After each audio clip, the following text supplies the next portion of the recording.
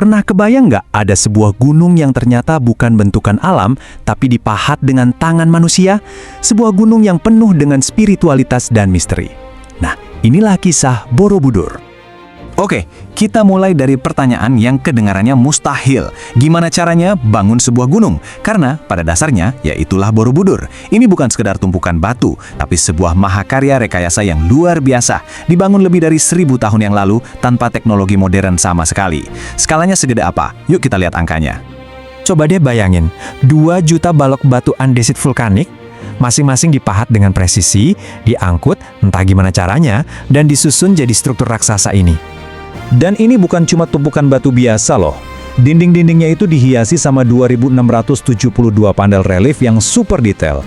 Ini menjadikannya galeri cerita visual terpanjang di seluruh dunia. Terus, puncaknya ada 504 arca Buddha yang duduk dengan tenang. Masing-masing punya makna spiritualnya sendiri. Jadi, pertanyaannya, siapa yang punya visi dan kekuatan segila ini buat menciptakan semua ini? Untuk menjawab itu, kita harus mundur jauh ke abad ke-9 di Jawa Tengah. Para sejarawan percaya kalau Borobudur itu dibangun sama dinasti Shailendra yang sangat kuat di bawah pimpinan Raja Samaratungga. Mereka ini penganut Buddha Mahayana yang taat, dan monumen ini adalah bukti tertinggi dari keyakinan sekaligus kekuasaan mereka. Ini bukan cuma bangunan, ini adalah sebuah pernyataan kepada dunia. Soalnya, Borobudur itu bukan sekedar simbol kekuasaan. Ia adalah sebuah buku petunjuk yang terbuat dari batu, sebuah peta 3 dimensi untuk menuju pencerahan. Seluruh candi ini dirancang sebagai sebuah mandala raksasa. Dalam ajaran Buddha, mandala itu representasi dari kosmos atau alam semesta. Jadi, waktu para peziarah naik ke atas Borobudur, mereka itu secara simbolis lagi melakukan perjalanan dari dunia material menuju pencerahan spiritual atau nirwana. Perjalanan ini punya 3 tingkatan, dimulai dari paling bawah, Kamadhatu, yaitu alam nafsu, dengan relief yang menggambarkan kehidupan duniawi. Terus kita naik ke Rupadatu, alam rupa, di mana kita bisa lihat kisah hidup Sang Buddha terukir di dinding. Dan akhirnya, kita sampai di Arupadatu, alam tanpa rupa, tempat stupa-stupa melingkar yang hening, melambangkan kebebasan total dari ikatan dunia. Setiap langkahnya adalah pelajaran.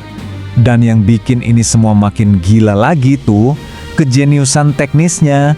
Lupakan semen atau perekat, batu-batu ini disusun pakai sistem kuncian yang presisi banget, yang bikin candi ini jadi tahan gempa. Para pembangunnya bahkan ngerancang sistem drainase yang super canggih dengan pancuran berbentuk monster laut atau makara buat melindungi struktur dari erosi. Ini sih rekayasa tingkat dewa di abad ke-9.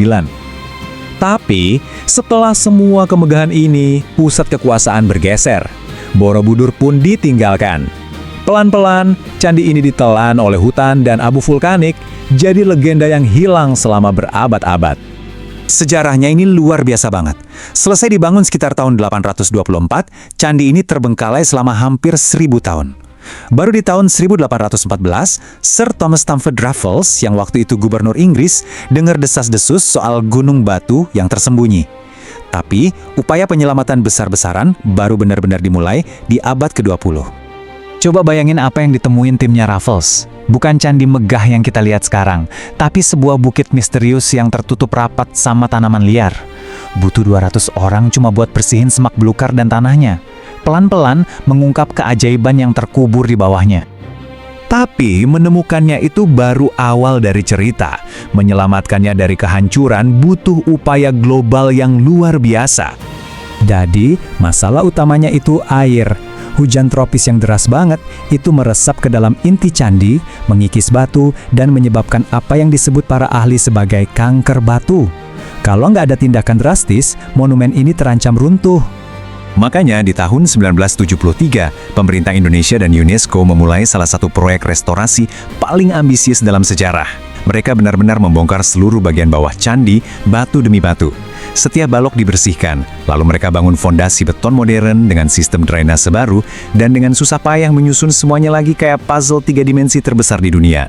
Ini bukti nyata kalau Borobudur adalah warisan milik kita semua. Nah, setelah diselamatkan, Borobudur kini menghadapi tantangan baru. Sebuah aksi penyeimbangan yang rumit antara konservasi, spiritualitas, dan pariwisata. Ini dilema yang susah banget loh. Dulu, keramaian yang gak terkendali itu malah mempercepat pengikisan batu-batu berharganya. Sekarang, jumlah pengunjung dibatasi secara ketat, bahkan mereka harus pakai alas kaki khusus untuk melindungi relief kuno. Ya, prioritas utamanya sekarang adalah konservasi.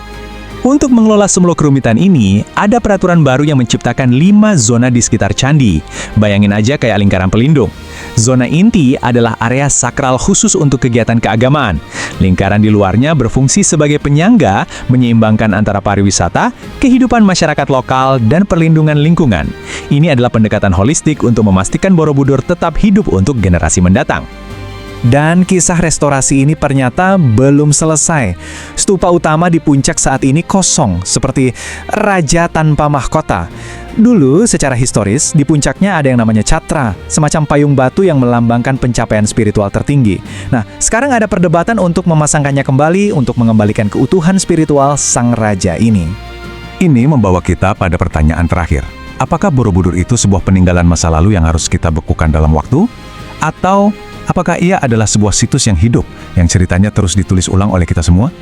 Kisahnya yang terukir di batu selama lebih dari 1000 tahun, sepertinya memang belum ada akhirnya.